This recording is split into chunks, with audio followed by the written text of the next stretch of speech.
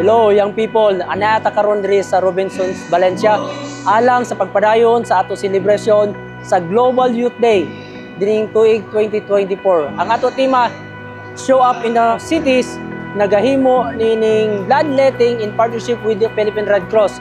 O gawas niya na naapod tay mga nagtudlo og sign language, naapod tay nagtudlo og origami, naapod tay naghimo og mga prayer and counseling, nagpatagkatag po ta og mga pinatik. Og doon na po'y mga pag-awit nga hatag sa ato mga batanon.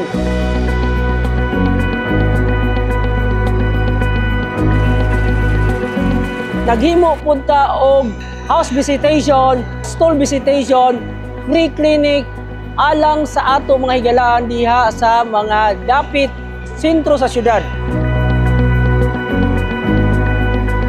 We would like to thank everyone na nag-participate sa atong bloodletting activity this Global Youth Day. So every year, we are saving lives through this activity. Ug alang sa itong mga batanon nga response, ni tabang, ni voluntaryo, ni gahin silang panahon, alang ni nga buhat.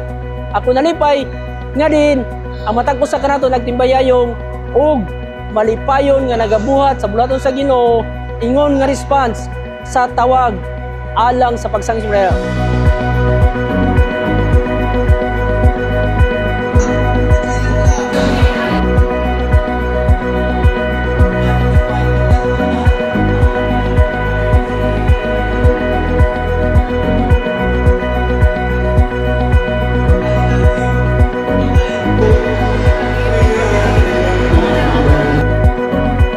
This is just a part of our celebration of Global Youth Day.